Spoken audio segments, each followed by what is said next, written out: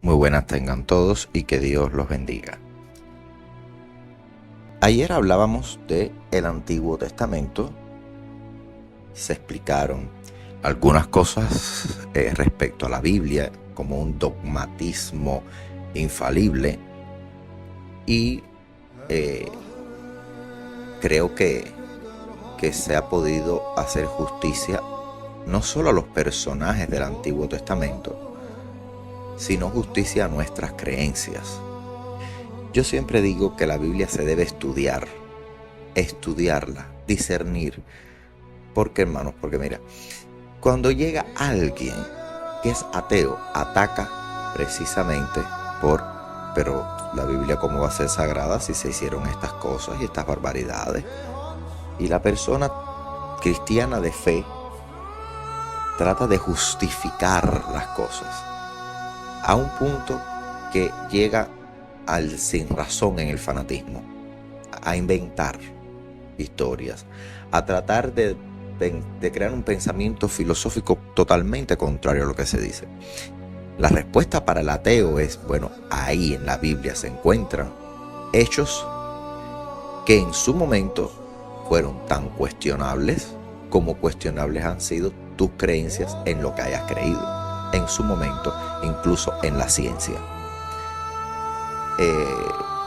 Yo conversaba hace poco y decía, miren, es que Sigmund Freud, el padre del psicoanálisis, si hoy por hoy Sigmund Freud estuviese vivo, se le hubiese quitado su licencia como psicólogo. Realmente. Lo que quise dar a entender ayer es que la Biblia para un fanático es un libro que los lleva a un tormento. Una de las frases de una entrevista que hace poco está en un short, yo decía, la Biblia es como un medicamento. Si te lo tomas con razón, con su justa medida, con un prospecto, cumpliendo una indicación, te va a hacer bien, te va a hacer muy bien. Ahora, si tomas más de la cuenta, pues vas a morir de sobredosis porque la Biblia tiene efectos adversos como un medicamento. Hoy, el tema que nos ocupa, ayer hablamos de Moisés. Nosotros no vemos a Moisés como un personaje, como podemos ver a Dios. Toda la gloria siempre es a Dios, a Cristo, o sea, a la Santísima Trinidad. Lo demás son hombres y como hombres nos equivocamos. Y Moisés no estuvo lejos de cometer errores humanos, pero en un tiempo determinado. Por lo cual, para nosotros los profetas, todos realmente son profetas. Moisés realmente fue un hombre ambiguo en cuanto a su forma de pensamiento. Muchas veces era iracundo, otras veces era muy manso, muy humilde. Pero es la época que le tocó y por tanto Moisés es un profeta. Cristo mismo contradice a Moisés. No lo contradice. Cristo da a entender lo que Moisés nos viene diciendo y lo que los profetas ya venían diciendo. Yo siempre he dicho, no hubo palabra mal dicha, sino mal interpretada. Y a veces con Moisés sucede esto y otras veces realmente está un texto que está mal, que nos suena muy mal. Y los predicadores nunca leen esos textos para que no se les vayan las ovejas. Por eso es que aquí la Biblia se lee total, en su totalidad, pero no en una totalidad fanática, en el negacionismo. No, si lo que hace bello al ser humano es ser imperfecto, tener defectos. Por eso es que siempre digo que el Salmo 139 especifica, gracias por hacerme tan maravillosamente complejo. Y complejos también fueron los profetas. Ahora, ¿profetizaron? Sí. ¿Fueron ciertas sus profecías? Sí. Entonces son profetas.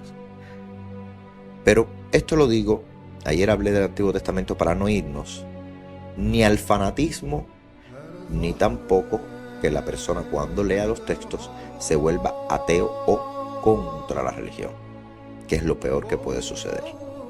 Y yo me he topado con dos tipos de personas: los que leen la Biblia a rajatabla y tratan de llevar el tiempo a un espacio y encerrarlo todo junto, tiempo y espacio, y eso nunca ha sido bueno. Hoy vamos a hablar de los hombres del Nuevo Testamento, el análisis crítico de la conformación del pensamiento cristiano posterior a Cristo, el Nuevo Testamento. La realidad histórica sucede en que Cristo ya muere. Cristo ha muerto. Y la realidad teológica es que ha resucitado. Dos corrientes de pensamiento comienzan a fluir inmediatamente de estos dos sucesos. El mensaje de que era el Mesías para los judíos y el mensaje evangelizador más allá del hombre y las leyes limitadas al espacio de Judea. El cristianismo no había salido. Prácticamente desde que Cristo muere ya vienen las malas interpretaciones. Y lo digo porque vamos a tratar personajes del Nuevo Testamento y los vamos a tratar viéndolos como hombres, como seres humanos, y San Pablo lo explica muy bien. Cuando él fue a ver, dice: yo fui a ver a los apóstoles, pero no les rendí culto por lo que fueran apóstoles, no fui a ver a hombres. Incluso reprende a Pedro. Recuerden que Pablo de Tarso reprende a Pedro, un apóstol, lo cual quiere decir que entre esos hombres también había una dialéctica, había una discusión, y de una discusión histórica se resuelven los conflictos.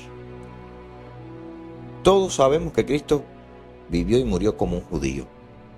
Sin embargo, su mensaje lo lleva a la muerte. Los apóstoles, que vamos a decir que huyeron cuando arrestan a Cristo, todos excepto Juan y María de Magdala, comenzaron a predicar el evangelio luego de la muerte de Cristo, tal cual lo experimentaron. Como judíos que ofrecían una nueva enseñanza de la ley. Fíjense, por eso se decía que se convirtió esto casi en una secta del judaísmo y también fue perseguida como tal. Si alguien no comprendió nunca el mensaje de Cristo, fue Pedro. Tal cual Cristo lo predicó. Porque Pedro es un hombre como nosotros. Nadie se da cuenta que Cristo, al apóstol que más regaña, es a Pedro. Le dice: eres un diablo, me eres tropiezo. O sea, le dice cosas muy fuertes. ¿Y esto por qué lo recogieron los evangelistas? Si los evangelistas querían presentarnos hombres santos, oye, pues nos hemos enterado aquí de ciertas cosas. ¿Por qué lo ponen? Señores, por lo mismo, porque somos maravillosamente complejos. Y Pedro era un pescador, no eran personas estudiadas. No eran personas, no eran literatos. Cristo no se rodeó de eso. Cristo se rodea precisamente de personas que no eran hipócritas, porque Pedro no fue un hipócrita. Pedro fue soberbio. Pedro mintió, porque negó 3 veces a Cristo. 3 veces, no una, 3. Pedro, el grupo de Cristo no eran hipócritas. Y no vamos a decir que Pedro caía bajo la soberbia, también caía en arrebatos de ira. Y Cristo lo sabía y siempre lo apacentaba.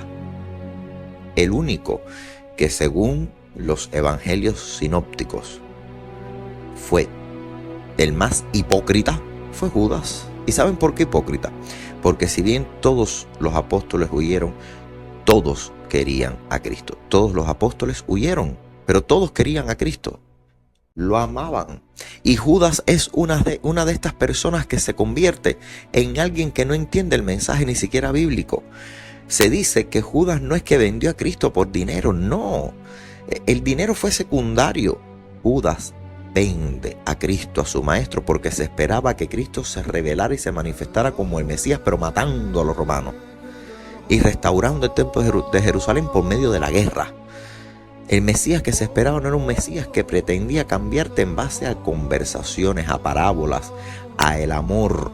No, se esperaba un Mesías rebelde, guerrero, que llevara fuego sobre los romanos, porque Judas había pasado como judío, sabía las penurias que sufría Israel. No entendió el mensaje de Cristo y por eso lo vende. Judas se siente decepcionado de Cristo porque no había entendido y no lo amó por cuanto lo entregó. Muchas personas han dicho si Judas realmente se salvó o no. Las palabras del evangelio dicen que hay remordimiento, pero no arrepentimiento. Entonces, tenía remordimiento y se ahorcó. Para nosotros, para nuestra iglesia, Judas sí tuvo una salvación, una redención. Pero recuerden que para que haya redención tiene que haber un arrepentimiento y una reparación del daño. Y esto Judas no lo hizo. Y por eso para algunos dicen no se salvó y para otros dicen sí. Nosotros decimos que sí se salvó, porque incluso Cristo en la última cena, sabiendo que lo iba a entregar, le dio pan y le dio vino, no lo apartó. Lo cual quiere decir que así fue la misericordia de Jesús de saber a quién le estaba dando el pan y el vino y sufriendo por dentro. Y es muy duro sufrir por dentro y decir, este que ha sido mi amigo todavía está a mi lado y dentro de poco se va. Por eso le dice, ve y haz rápido lo que tienes que hacer. Eso es doloroso, decirle a tu amigo después que has compartido con él, vete y haz lo que tienes que hacer, que sé que es entregarme. Entonces, pero fue misericordioso porque le dio pan y le dio vino. También dijo, pobre de mejor no haber nacido quien me entregue. O sea, cuando el relato de Pilato, peor castigo será para el que me entregó. Entonces, para nosotros Judas sí se salvó. Sí, realmente no es que esté en el cielo, pero sí podemos reivindicarlo como hombre, como humano. No entendió nunca el mensaje, pero se lo cayó. Mintió y fue hipócrita. Cosa que los demás apóstoles no, porque Pedro fue una persona soberbia, iracunda, fuerte. Pablo le critica. Los textos de Pedro se ve que es una persona de un carácter súper estricto, fuerte. A veces parece arrogante Pedro. Pero Pedro es un hombre como nosotros. Un hombre que no tiene el conocimiento que tiene Cristo y por eso Cristo lo escogió. No lo escogió al azar. Cristo escogió a Pedro porque sabía que todos somos imitación de San Pedro. Y entonces he hablado esto incluso con hermanos católicos romanos y hemos conciliado perfectamente en esto. Nadie dice, ¿cómo se puede criticar a Pedro? No, Pedro se estudia, Señor, en el seminario, se estudian los profetas en los seminarios decorosos, no en los seminarios un poco actuales que es todo un poco de entiende esto y sigue.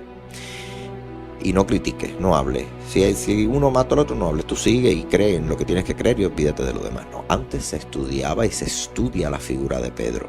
Señores, la iglesia se ha gastado millones, la iglesia católica romana se ha gastado millones de dólares buscando incluso verdades que podríamos decir que son herejías. Porque la iglesia dio dinero hasta para buscar los restos de Cristo. Y uno dirá, pero si resucitó, ¿qué hace la iglesia buscando? Porque la iglesia trata de demostrar que se puede mantener en una verdad, que se puede mantener en una realidad, que su fe es recta, no fanática, que su fe está basada en la sapiencia y no en el fanatismo. Entonces, estas cosas, por lo general, no se entienden a veces. Pero los personajes tenemos que entenderlos porque fueron humanos. Si usted me dice que todos los personajes del Antiguo y del Nuevo Testamento no eran humanos, entonces usted está en un error. Porque todos nacieron de vientre de una mujer. Y desde Adán y Eva todos tenemos el pecado original, que el pecado original no es una mancha, sino es el error a cometer actos que pueden ser contrarios a la voluntad del Creador. Tenemos un libre albedrío. Incluso Dios nos da el poder para que no creamos en Él. O sea, nos da tanta libertad incluso para que no creamos en Él. Entonces llega el momento en que esto es algo realmente necesario que se conozca. Y hoy vamos a hablar del Nuevo Testamento, porque el cristiano no tiene que buscar nada en el Antiguo Testamento para señalar nada.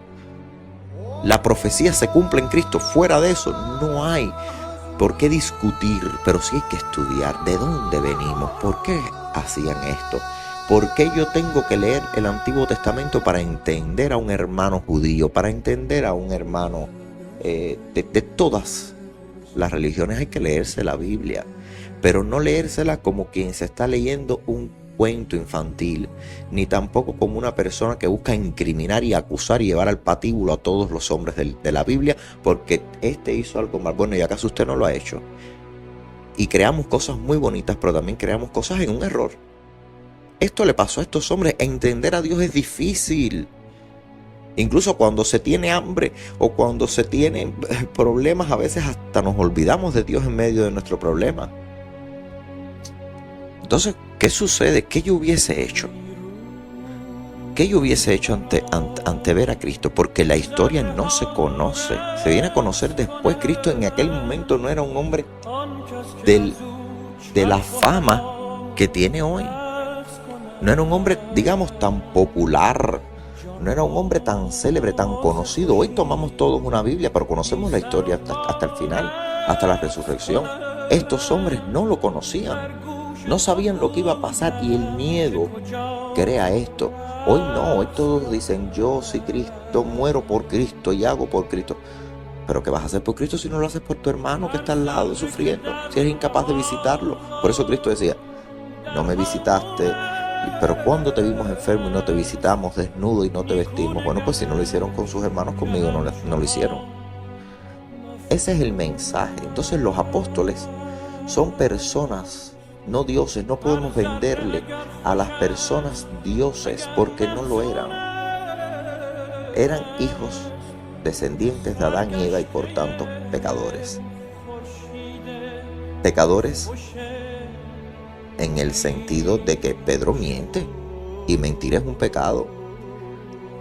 Pero lo amó a ese hombre.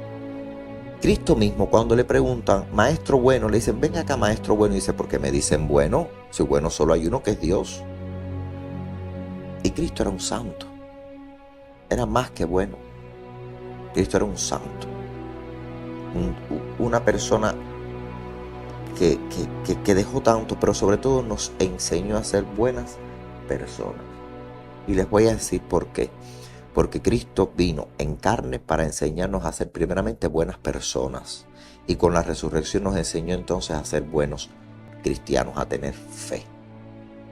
Por eso Cristo juega en el hombre un papel doble, dual. Primero hay que ser buena persona. Si ustedes no cambian como personas, pues no se puede. Una mala persona no puede ser cristiano. Sin embargo, una buena persona no necesita ser cristiano para ser buena persona. Fíjese, Dios le da incluso la libertad a usted de no creer, pero que sea buena persona. Y en esta iglesia es lo que nosotros tratamos de explicar.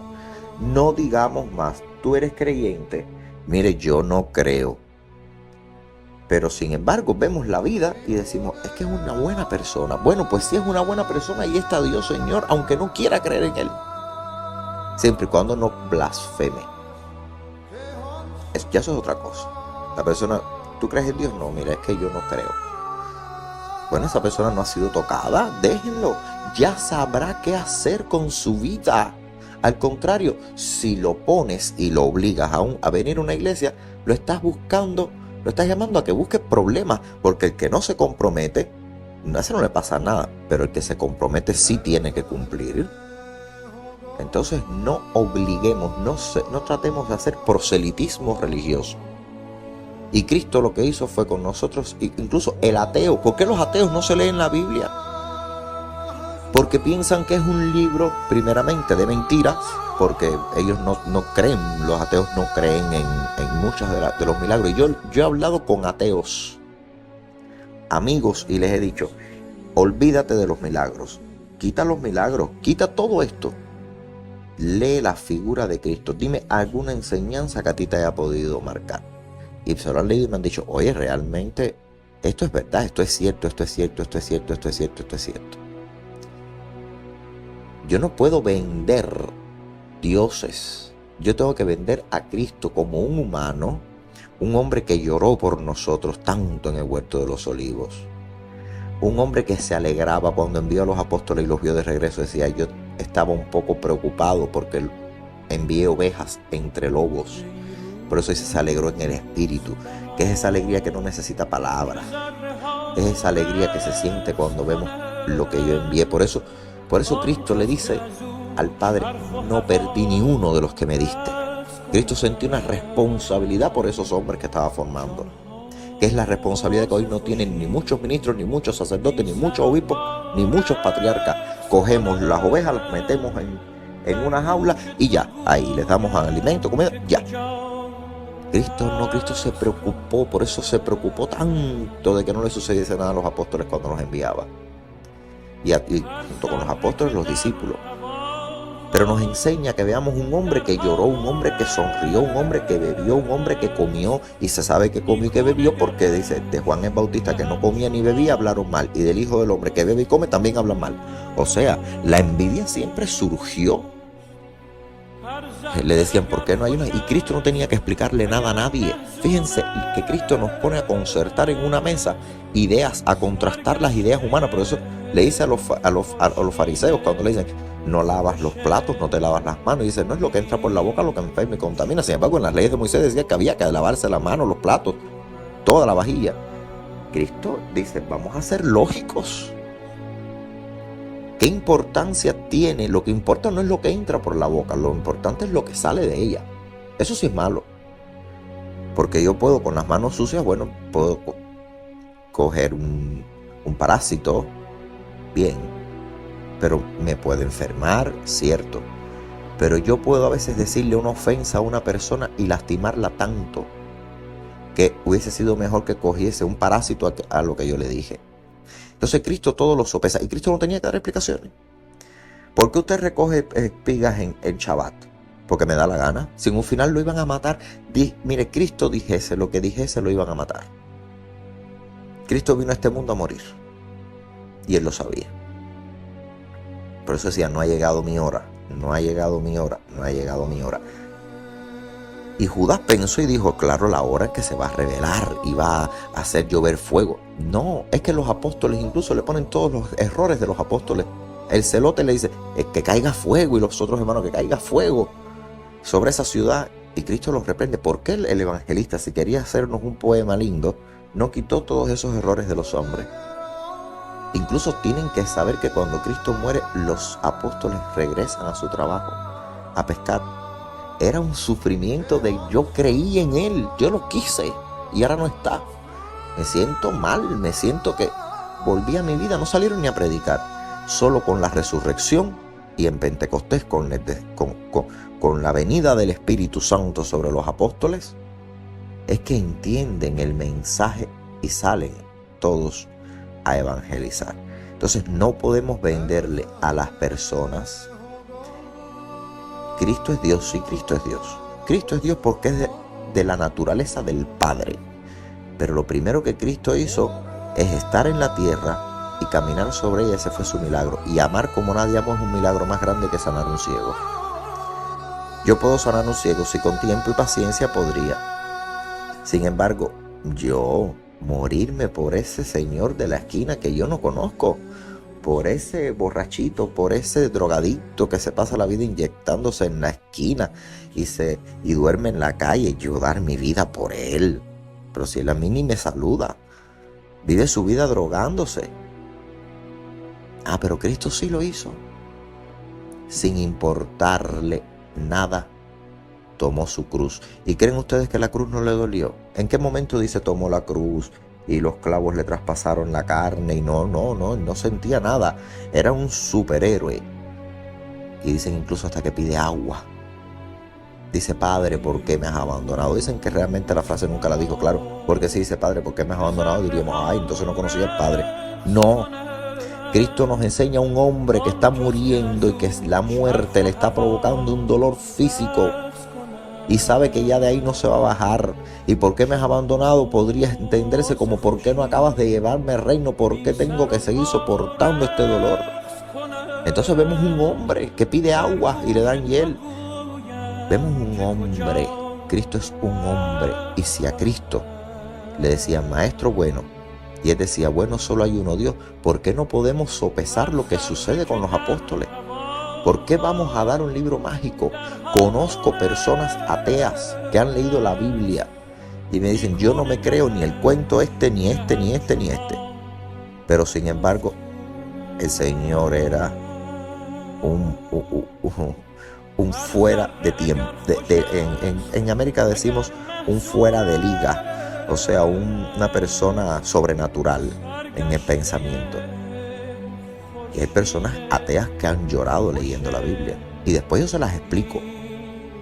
Oye, ¿sabes lo que debe haber dolido un clavo en la mano? Oye, ¿sabes lo que debe haber sufrido una persona que la está envejando?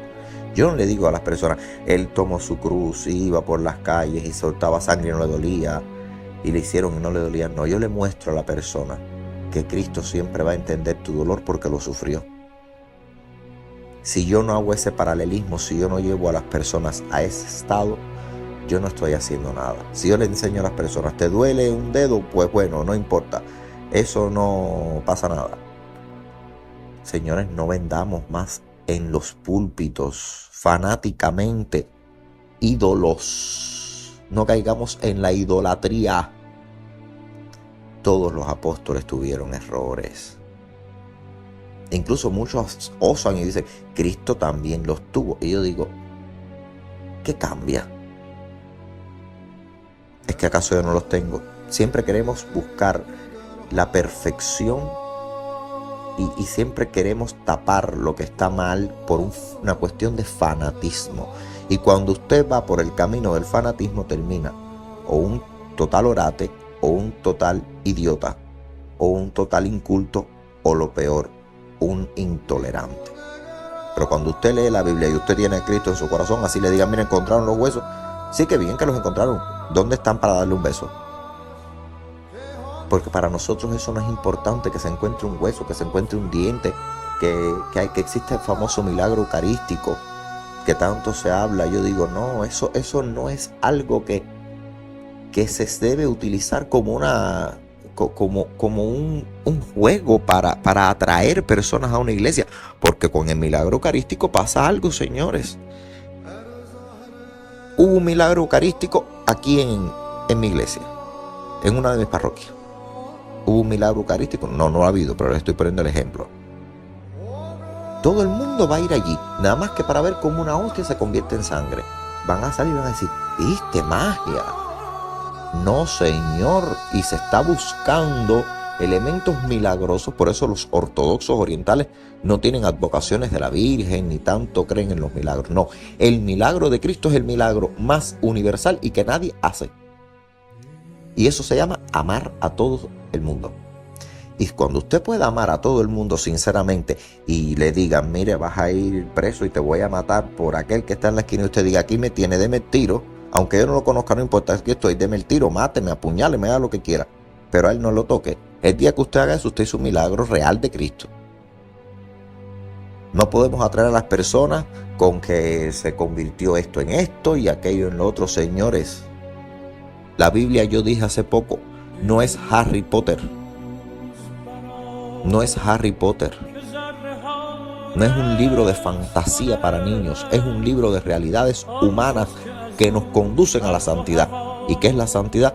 Es ese estado de gracia donde estamos en paz con Dios, con nosotros y con nuestros hermanos. Entonces sí se pueden criticar.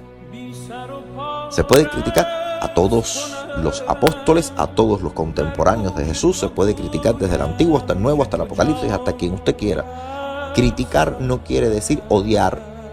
Criticar quiere decir mirar y sacar conclusiones de el hombre en su espacio. Como sucede con Pablo de Tarso. Hablaba fluidamente el griego. Sin embargo, constantemente Pablo, fíjense, siendo contemporáneo con Jesús, se dice que por qué no se tropezaron. Pablo de Tarso realmente es un hombre ambiguo.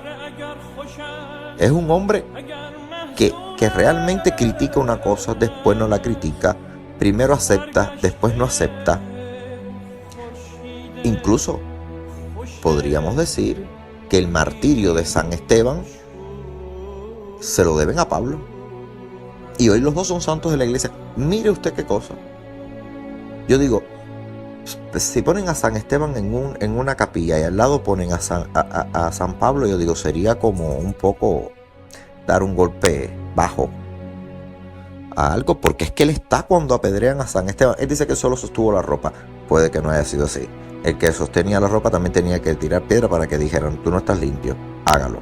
Y persiguió a los cristianos y dice que vio a Cristo. O sea, es apóstol porque se le aparece. Bueno, él vivió la fe así, pero es un hombre ambiguo, es un hombre que se puede criticar, porque muchas de las cosas de Pablo de Tarso no se entienden, no se comprenden. Modos de pensamiento. Incluso va a ver a los apóstoles y no discute con Pedro. Y si discutió Pablo de Tarso, ¿por qué no podemos nosotros también ser críticos con las cosas buenas o malas? ¿O es que en qué hemos caído? Entonces la figura de Pablo de Tarso se ha tratado siempre de minimizar las cosas. Hace poco se decía, no era un hombre misógino, no tenía nada contra la mujer, pero realmente sí. Porque es ambiguo. Es ambiguo. A algunas mujeres le dicen, la mujer no tiene derecho a hablar dentro de la iglesia. Las cosas que se le expliquen su marido. Que se rape la cabeza porque cosas que Cristo no dijo. Cristo no dijo que la mujer se rape la cabeza porque él es más honroso. Cristo no dijo que la mujer no pregunte. Si al contrario, María, la hermana de Lázaro de Betania, hay una anécdota en la que está Marta, la hermana de Lázaro también, haciendo los quehaceres, preparando la comida. Y le dice, Señor, pero ¿no te molesta que esté mi hermana ahí a tus pies oyendo lo que estás diciendo y no venga a ayudarme? Y dice, ella sabe lo que es más provechoso. O sea, quiere decir que Cristo hablaba con las mujeres y las mujeres le preguntaban cosas a Cristo. ¿De dónde sale que Cristo le dijese a alguien, rápate la cabeza porque no te es honroso? A los hombres que no se la cubran al otro. Cristo no instauró eso, señores. Y Pablo de Tarso sí tiene una gran interpretación. Hay mujeres que incluso tratan de buscarle una defensa a un pensamiento que realmente es erróneo, porque el primero que plantea que la mujer no hace un sacerdocio, que la mujer se rape la cabeza o se la cubra porque no es honroso, el que habla de que la mujer no hable dentro de la iglesia, dentro del templo, que todo lo que tengan duda que se lo pregunten a su esposo, porque su esposo es cabeza de la mujer como Cristo es cabeza del hombre. Todo esto sale de Pablo de Tarso, y como es tan ambiguo, también entonces las personas sostienen, pero bueno, él elogió a Febe, que era diaconisa, y entonces es contradictorio. Por una parte le ponen a las mujeres 1000 restricciones que no las puso Cristo jamás, y después elogia a Febe como una diaconisa. Entonces, ¿en qué quedamos? ¿Vamos a decir que todo es perfecto? No, es ambiguo. No se puede tomar lo que Pablo de Tarso habla al pie de la letra, porque entonces o las mujeres son diaconisas o no lo son. Sí pueden serlo, porque él elogiaba mucho a Febe, que era diaconisa. Elogiaba a Febe, pero decía que las mujeres no preguntaran en los templos, lo cual quiere decir que una mujer en un seminario no tiene derecho a preguntar nada. Y por eso es que hoy por hoy las monjas no tienen una formación real, una formación verídica. Hoy una monja sabe de teología muy poquito. Y cuando tienen una duda, levantan las pobres el teléfono y le preguntan al sacerdote qué hacer, al obispo qué hacer. La mujer sigue sin autoridad. ¿Y eso de dónde viene? De Cristo. Si Cristo no habló nada contra la mujer, nada habló. Incluso habla que casamiento se vuelvan una misma carne, iguales en derechos, iguales en deberes, para con Dios y para con sus hermanos. Entonces, ¿de dónde viene? Pero tampoco podemos decir, tráiganme a Pablo de Tarso que lo voy a matar. No. Y les voy a decir por qué. Porque ningún hombre es de la oscuridad, porque sería tachar la relevancia histórica de un hombre que mostró realmente destellos de mucha humanidad, de humildad y de amor, con 1000 defectos que tenía Pablo de Tarso. Incluso se observa en las cartas que él envía. Se ve a veces un Pablo de Tarso realmente triste. Es un hombre que no sabe cómo llevar el cristianismo. Incluso cuando va a ver a los apóstoles, Santiago lo único que le dice es, no te olvides de los pobres, pero no lo hacen obispo, no lo hacen apóstol, no lo hacen miembro de ellos, de su grupo, no. Tú a los gentiles. Y Pablo es un hombre judío y trata de mezclar judaísmo con cristianismo, buscando una lógica para reagrupar a las personas, para dar conocimiento. Pero es que Pablo de Tarso no tenía una doctrina en la mano, no tenía un libro, no tenía un celular, no tenía quien llamar. Es un hombre que está solo, luchando y cometiendo miles de errores que hoy por hoy la iglesia ha dicho que son dogmas, que son así porque Pablo lo dijo así y es así. No, si Pablo cuestionó a Pedro cuando lo vio, que le dice, tú comes con los gentiles, pero cuando llegan los judíos te apartas de ellos. O sea, prácticamente le dice a Pedro que es un hipócrita, y él lo dice, fui a ver a los apóstoles, pero no porque me interesara que fueran apóstoles, no fui como humildemente, como un siervo, no fui como una persona que me considero tan apóstol como todos los demás, porque yo vi a Cristo en una revelación. Entonces Pablo es un hombre que como decimos nosotros, que le pone cara a todo ser humano. Sin embargo, a Cristo no lo toca. Toca lo que está viendo, que se está degradando en los mismos apóstoles, como dice, ¿por qué yo no tengo derecho a vivir como ellos que viajan o tienen esposa? ¿Acaso yo no tengo el mismo derecho?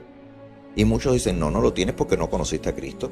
Pero otros dicen, tuviste una revelación y por tanto eres apóstol. Entonces, sacerdocio, ¿quién se lo dio a Pablo de Tarso? Nadie. Ni los apóstoles lo hicieron sacerdote, ni obispos, ni le hicieron nada.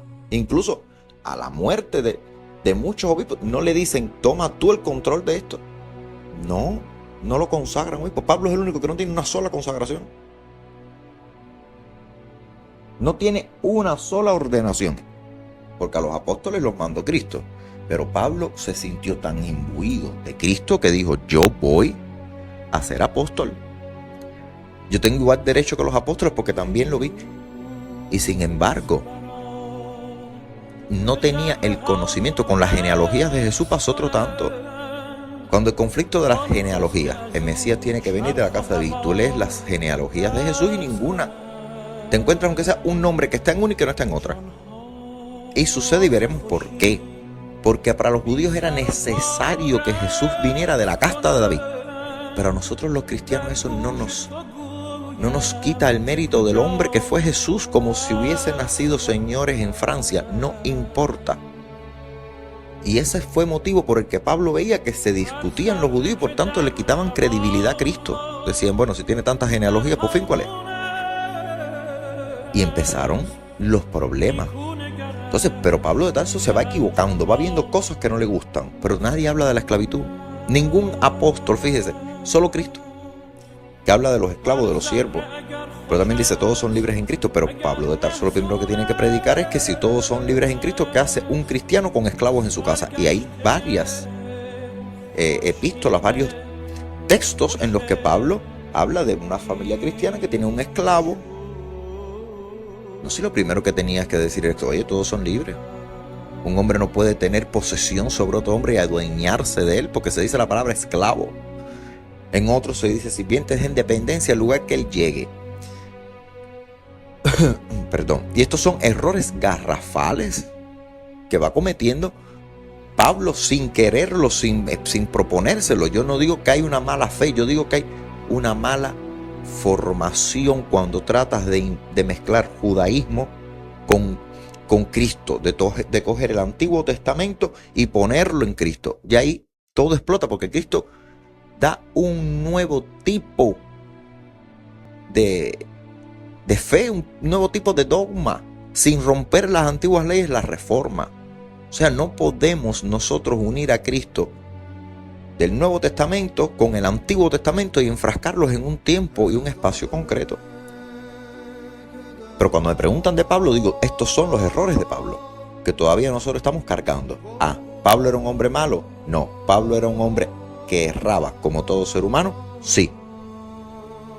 ¿Pablo tiene un mérito? Sí. Y les voy a decir uno. Ningún hombre pertenece a la oscuridad. Y Pablo, por supuesto que no. Fíjense, las cartas que él envía. Hay un estudioso, Joseph Hofner, que hizo los 3 viajes de Pablo, los 3 grandes viajes de Pablo, los recogió y los midió en kilómetros. Fíjense, el primer viaje que va desde Atalia al puerto, el puerto donde llegó desde Chipre hasta Derbe, ida y vuelta, 1000 kilómetros.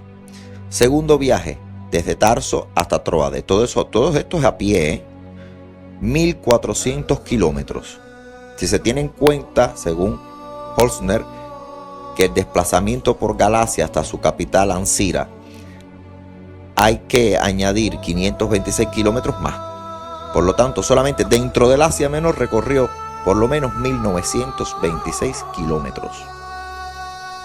Este cálculo de mínimo se debe a que, fíjense, la narración de los Hechos de los Apóstoles es muy general y se limita a decir que atravesó la región de Galacia y Misia. Y en el tercer viaje que es de Tarso a Éfeso, son 1150 kilómetros, que hay que sumarle recorrido por la región de Galacia. En este solo viajecito, en este tercer y último viaje, solo dentro de Asia Menor recorre un mínimo de 1700 kilómetros. Con todo ello quiero que entiendan el mérito de Pablo. Nadie desanda por este mundo a pie pasando necesidades porque las pasó, incluso frío, si no cree que lleva una verdad en el corazón. Nadie se priva a sí mismo de su vida, de su salud, si no se cree que su hacer es correcto y que la obligación está por encima de todo. Ahora, hay que entender que lo que tú dijiste en un tiempo y en un momento era una verdad tuya que podía llegar a ser entendida por un grupo, pero no es una verdad universal, porque esa no la tenemos. Cristo la dio. No habló de tradiciones. Pablo habla ya de los ritos. Cristo no habla de ritos. Cristo no enseña oraciones. Cristo no prepara templos. Cristo no se mete en esto. Es posterior que se van poniendo. Entonces son cuestiones que en un momento podían determinar, pero que hoy en día no puedes. Y se va mejorando. Es que el mismo Cristo evolucionó el judaísmo. ¿Cómo no va a evolucionar el cristianismo? Si Cristo revolucionó el judaísmo, porque el cristianismo no evoluciona. Entonces no podemos decir, por tanto, que la Biblia es una cosa que no se mueve, porque si no se mueve la Biblia, si no la actualizamos a los tiempos de hoy, y no quiero decir que habría un libertinaje, estudiando y rememorando y renovando y ayornando los textos bíblicos. La mujer antes no sabía ni leer prácticamente. Por lo menos las mujeres de Israel no eran versadas en los textos. Incluso la Torá hoy por hoy no la tocan las mujeres. No son las que bailan en las sinagogas con los rollos de las escrituras. Pero cuando Pablo va a Grecia se da cuenta que ahí sí hay una igualdad entre hombres y mujeres, y es por eso que habla de las mujeres. Es un hombre de un tiempo, pero hoy que todas las mujeres tienen derecho, casi en todos los países, a tener una libertad de conciencia, de discernimiento, como lo tuvo María de Magdala, señores, hay que reconocer que la mujer no es una cosa, porque Dios no creó una cosa, Dios creó una mujer a su imagen y semejanza, con lo cual, ¿y cómo Dios va a crear una mujer a su imagen y semejanza si Dios es varón? Entonces Dios tiene genitales masculinos y femeninos. No, cuando dice los creo a su imagen y semejanza, es a los dos dotados con la gracia del amor y de la divinidad, de un contacto. Esto es mío, esto yo lo creé, por tanto es mío, lo amo y lo quiero. No dijo amo más al hombre que a la mujer. Y cuando castigó en el paraíso, castigó a los dos. No le dijo a Eva, tú fuiste la que corrompiste a Adán. No dijo, tú eres culpable porque tú le diste la fruta, pero tú eres culpable porque te la comiste. Dios hizo una justicia equitativa porque los dos eran equitativos. Porque lo que tendría que haberse hecho, si vamos a estas escrituras, es decirle a Adán, vete tú porque tú eres un hombre y por tanto yo a ti te hice inteligente. Y tú, Eva, como realmente tienes poco cerebro, eres tonta, te vas a quedar aquí en el paraíso porque me das lástima. Además no tienes ni derecho a la vida, como después dicen en tantos espacios la Biblia. No tienes derecho a la vida, hija. Quédate aquí, si eres retardada, eres tonta, no entiendes nada de lo que se te dice. Ni siquiera tienes derecho a mirarme. En el Edén, cuando pasaba Dios, no decía, Eva, escóndase, que voy a pasar yo y usted no me puede ver a mí, ni saludarme, ni tocarme, ni hablarme. No, usted escóndase por ahí en un rincón que voy a hablar solo con un hombre. No, señores. Y en esto vuelvo, por eso es que yo le digo a la mujer, las mujeres que estén esperando que cambie la iglesia, están esperando cosas humanas, cosas de hombres. Tengan valor, coraje y valentía, porque a Pablo de Tarso no lo ordenó nadie. Es que ni Santiago, cuando se va, Santiago no le den la bendición, le dice, solo te puedo decir, haz lo que te dé la gana, pero sí, acuérdate de los pobres. Lo único que le dijo.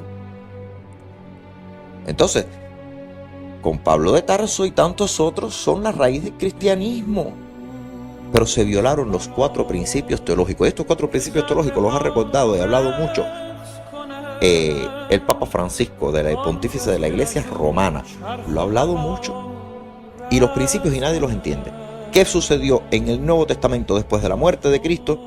Que el tiempo no se puede recoger en un espacio. Hay 4 realidades teológicas. 1, que el tiempo es superior al espacio. 2, que el todo es superior a la parte. 3, que la unidad es superior al conflicto. Y 4, que la idea es que la realidad es superior a la idea. Eso es una realidad. La realidad es superior a la idea. Usted no puede tener una idea si no conoce la realidad. Y estos 4 principios, si se hubiesen entendido, no hubiésemos tenido tantos problemas que hoy arrastramos. Se quiso meter el tiempo en el espacio. Se quiso entender que una parte era superior al todo.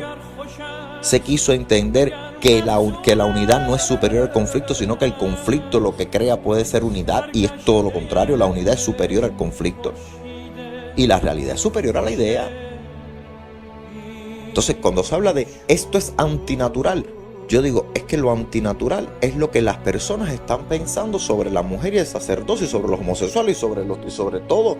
Es que es lo que va contra la naturaleza del hombre. El hombre hoy en día es el gran pecador por excelencia, porque viola la ley de Dios todos los días.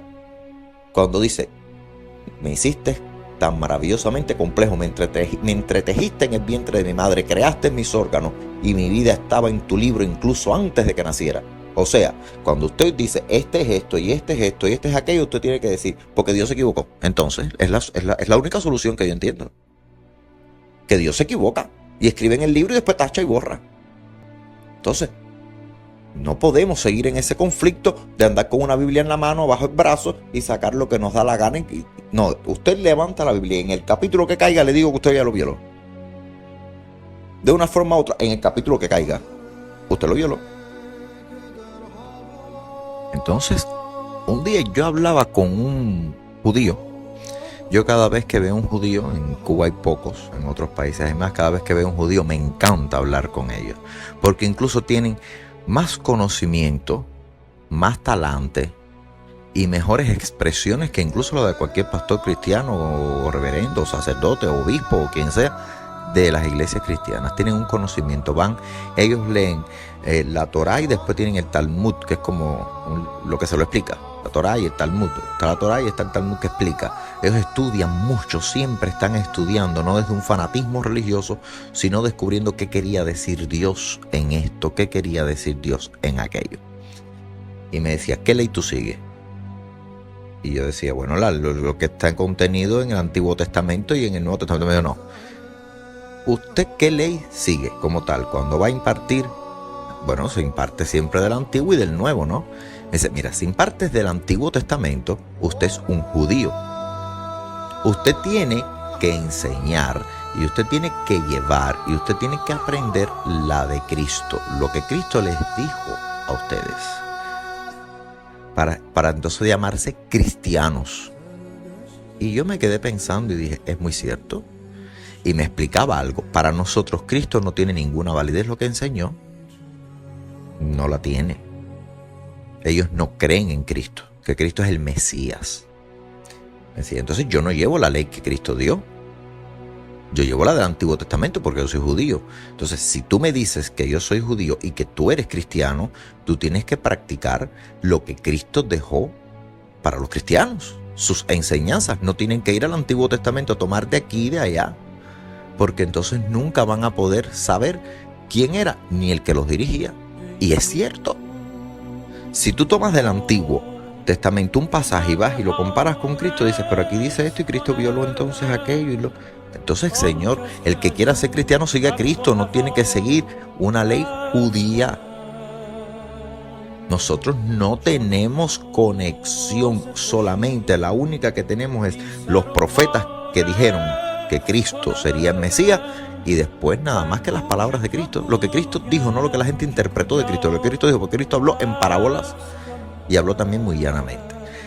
A mí muchas veces me dicen, usted es patriarca y es el que más habla y hace los podcasts. No se crean, los podcasts nadie me los ha criticado, pero ese contacto tan afable que yo creo con ustedes, los que me escuchan, muchos obispos y arzobispos me dicen, pero es que tú hablas de una forma. Yo digo, yo hablo para que se entienda. El Señor hablaba en parábola. Yo hablo para que se entienda. Pero yo siempre tengo mi buzón lleno y tú no. Incluso hace poco lo decía a un obispo romano. Si se sentaran realmente ustedes a dar cátedra, hablando llanamente, sin decir pero no decir, sí, guardando pero sin guardar, cuidando una palabrita, dejan a las personas como en un... Al final, ¿qué quiso decir? Es como cuando el Papa había dicho, la homosexualidad no es un delito, es un pecado, pero bueno, también la falta de caridad es un pecado. Y yo digo, tú me estás diciendo que la homosexualidad no es un delito, es verdad, nadie merece morir en el cuerpo por ser homosexual, pero sin embargo es un pecado. ¿Qué cosa es un pecado entendido para la Iglesia Católica Romana? Una ruptura con Dios. O sea que igual en pecado te mueres, y como estás en pecado con Dios no recibes los sacramentos, y como estás en pecado pues tampoco llevas, o sea que no te mato, no debes morirte mientras estás viviendo. No debes morirte, no debes matarte mientras estás en esta tierra, pero sí, cuando te mueras pues vas al infierno. No, entonces quedamos bien. Entonces, ¿qué forma de explicación es esta? Es una explicación muy sencilla. No es un delito, no se debe matar a los homosexuales. Es un pecado, pero bueno, también la falta de caridad es un pecado. Es una forma de decir, ganarme un cariño, porque cuando se interpreta, Señor, usted me está diciendo que yo sencillamente voy a ir al infierno. Así por lo menos se entendió por muchas de las comunidades que me lo explicaron y me dijeron, explíqueme esto porque no lo entiendo. Y yo le explicaba y le decía, bueno, que no te vas a morir en esta vida, que se aboga para que no te maten mientras estés vivo, pero para cuando te mueras si vas al infierno. Eso es la realidad, eso fue lo que se explicó. Y entonces las personas comenzaron, y por eso yo hablo tan claramente. Miren, cuando esta iglesia comienza, lo primero que se hace es buscar qué dijo Cristo que podríamos interpretar como ley. Y someramente sacamos algunas. Para cuando las personas preguntan cuál es la ley de Cristo, qué es lo que Cristo quería, pues hacerlo en una forma de leyes. Y sacamos estas, miren. La primera, no matarás. Segunda, les voy diciendo y ustedes cuentan. No matarás, no te enojarás con tu prójimo, no insultarás a tu prójimo, no maldecirás, no asistirás airado con tu prójimo al templo, serás compasivo, no harás excepción de personas, todos somos hijos de Dios y por tanto hermanos en Cristo, realizarás obras piadosas, la justicia superior a la ley, sed justos, no cometerás adulterio ni de obra ni de pensamiento, no repudiarás a tu esposa a no ser por causa de adulterio, no te aproveches de la divorciada por su condición, no harás ningún tipo de juramento, lleva la paz siempre ante el conflicto, no tomarás venganza, no serás prejuicioso, no catalogues según criterios mundanos, practicar nuestras buenas obras con suma humildad, no serás hipócrita, sea comedido y no excéntrico en nuestra práctica religiosa, perdonar siempre como Dios perdona siempre, no juzgarás a nadie, no serás avaricioso, la búsqueda del conocimiento prima sobre la búsqueda de las cosas materiales, tratarás a los demás como quisieras que ellos te tratasen a ti,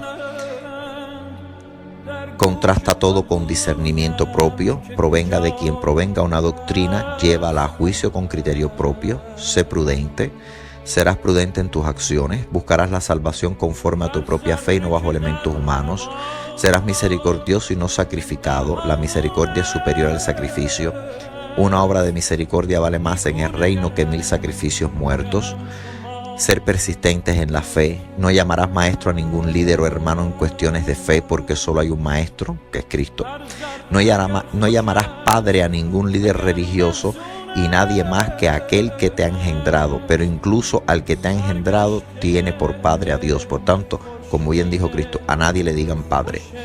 Mantener una vida de renuncia, mantendrás y respetarás tu inocencia y la de los otros, aceptar con sujeción las voluntades divinas, vivir para servir y no para ser servido, Mantendrás el respeto, el decoro y la disciplina en los templos, pues son casa de Dios y lugar de oración. Amarás a Dios sobre todas las cosas y al prójimo como a ti mismo. No serás tropiezo para el prójimo en su búsqueda de Dios. No harás proselitismo religioso. Sed humildes, sed justos, sed fieles. Separarás tus obligaciones civiles de las obligaciones religiosas. La separación iglesia-estado, al César lo que es del César y a Dios lo que es de Dios. Y digo que lo que dijo Cristo, por tanto, es la única verdad, porque Él es el verbo, la palabra hecha carne. La palabra de Dios hecha carne es Cristo, por tanto, a ese es al que hay que mirar. Siempre, siempre es al que hay que mirar. Haciendo una acotación a los evangelistas, mire, cuando Jesús está en el palacio hablando con Pilato, ¿quién pudo haber oído esa conversación entre Jesús? Eso siempre se ha puesto un poquito en duda. Puede ser que un testigo anónimo haya ofrecido este dato más adelante. Por ejemplo, si vamos a hablar de los evangelios, por eso es que le digo que hay que tener cuidado con todo lo que se lee y analizar lo que se lee. Mire, Lucas nació en Antioquía, por ende ni conoce el mundo judío, tampoco conoce a Cristo. Es discípulo de Pablo de Tarso y su evangelio está basado en entrevistas supuestamente a los apóstoles y a la Virgen María. Bien, Cristo muere en el año 30 y el evangelio se escribe entre los años 80 y 100. Por tanto, se escribe 50 o 70 años después de la muerte de Cristo. Lo que crea que muchas circunstancias, al no ser tomadas de la figura en sí, se diluyan o se interpreten mal. Lo cual no data este evangelio de una veracidad al 100%. Aunque debido a que busca las fuentes como María y los apóstoles, su trabajo, según nuestras estadísticas históricas, eso se hace por historia, no por teología, cubriría, si vamos a ver el texto, descubriríamos que cubre solo un 50% de los hechos verosímiles y comprobables en los demás evangelios, incluyendo los evangelios apócrifos, que no significa que son falsos, sino aquellos que la Iglesia Católica Romana no incluyó como dogmas de fe. Marcos es el evangelio más antiguo. Muchos dicen que no, que es Mateo, no, Marcos. Fechado entre los años 68 y 73. Se escribe 30 o 40 años después de la muerte de Cristo. Marcos acompaña a Pablo de Tarso y a Bernabé en su viaje apostólico, pero se separa de ellos en Panfilia y regresa a Jerusalén por motivos que no conocemos. Cuando decide Pablo y Bernabé volver a realizar un viaje apostólico, Pablo no quiere que Marco les acompañe, supuestamente porque no los dejó en el primer viaje. Pablo y Bernabé se separan por esta causa, por causa de Marco.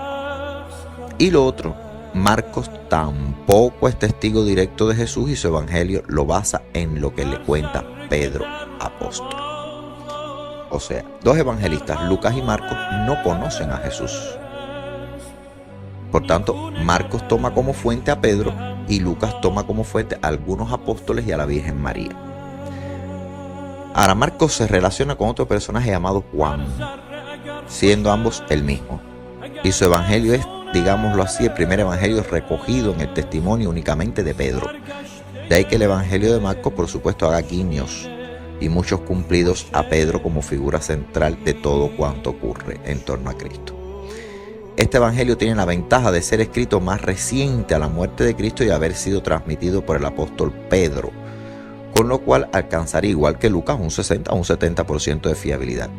Aunque al no conocer a Jesús y escribir su evangelio basado en una fuente única que es Pedro, no hace que sea totalmente verosímil y por ello dista con los otros evangelios en cuanto a escritura y contradicciones. Este tiene un 60-70% de fiabilidad. Mateo. El evangelio de Mateo, datado entre los años 70 y 100, 40 o 70 años después de la muerte de Cristo.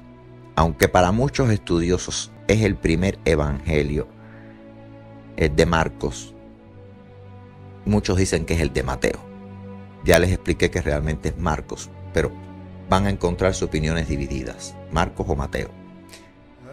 Aunque lo que resuelve siempre es el principio. 10 años más, 10 años menos no causarían una diferencia y por tanto se dice que son contemporáneos. Mateo sí es apóstol de Jesús, llamado por él. Lo conoce y vive a su lado el magisterio de 3 años con Jesús. Mateo era recaudador de impuestos. El mensaje evangélico es unidireccional. El evangelio de Mateo tiene un mensaje unidireccional. Se basa en explicar a los judíos que Jesús es el Mesías y nada más. Es de reducida interpretación. El evangelio de Mateo para un judío podría servir de mucho, pero para un cristiano no recoge una esencia. Mateo siempre trata en su evangelio de demostrar el mesianajo de Cristo, pero no está tan florido como los demás. Por ejemplo, Marcos relata sucesos que Mateo no, y esto hace que se suponga que el evangelio según Mateo sea el primero y no el segundo.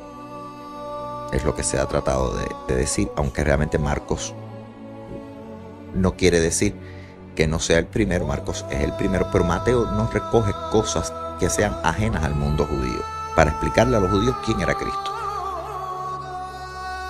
La autoría, sin embargo, de Mateo incluso ha sido debatida, pues ya por el carácter unidireccional, es un tema puramente judío, y la fiabilidad es igual que el de Lucas, 50%. Debido, como dije, la autoría está puesta en duda y el fin de su escrito es para el público judío. No es práctico en el discernimiento más ampliado de la figura de Jesús. Por último nos queda Juan, que su evangelio es el más tardío de todos los evangelios, 90-110, lo que supone que se escribió 60 años o más luego de la muerte de Cristo.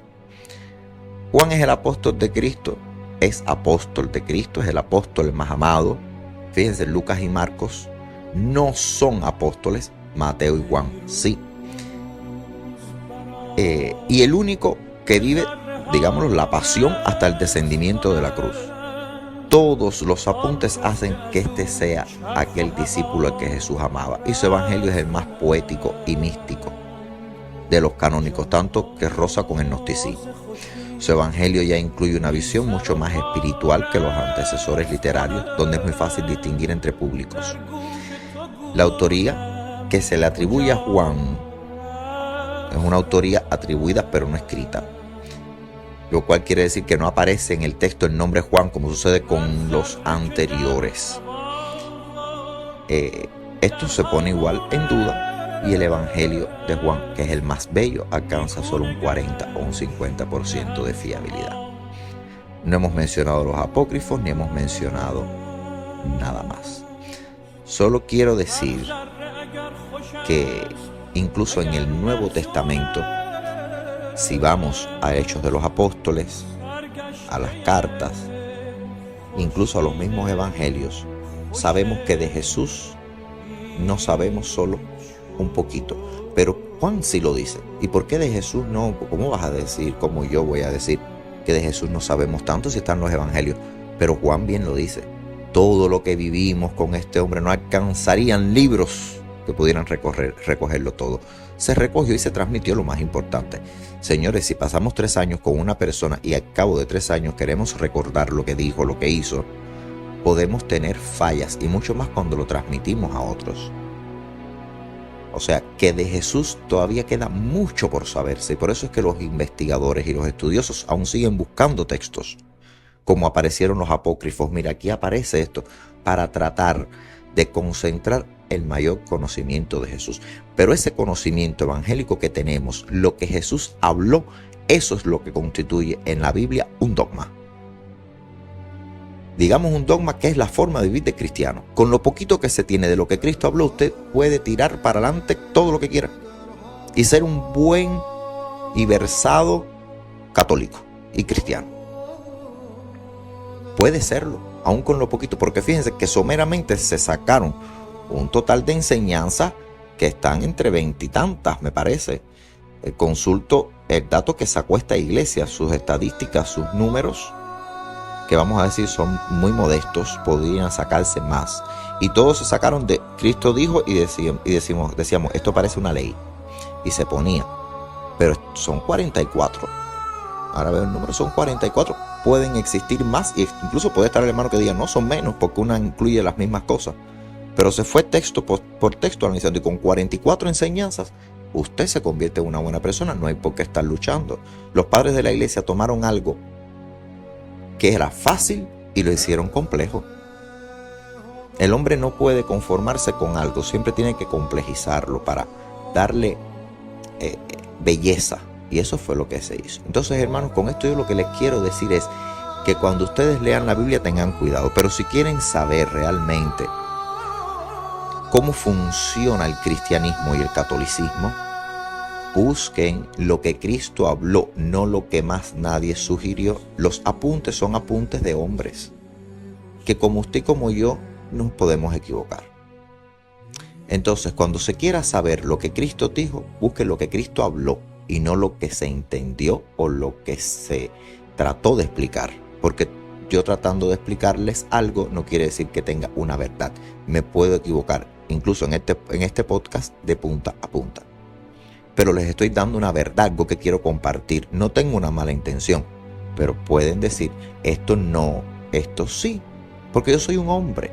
Pero con lo que yo no puedo es criticar a Cristo y decir, Cristo no dijo esto cuando dice, el Señor dijo. Entonces yo no puedo criticar cuando dice, el Señor dijo. Y es por lo que debemos guiarnos, por lo que el Señor dijo y más nada. Lo demás son puras anotaciones de hombres que tenían una voluntad férrea, una fe en transformación, porque se fueron perfeccionando hasta llegar a Pentecostés y nada más. Con esto les deseo que haya sido grata nuestra conversación. Yo los bendigo en el nombre del Padre, del Hijo y del Espíritu Santo. Amén. Y que la paz del Señor siempre esté con nosotros. Hasta un próximo encuentro y muchas gracias.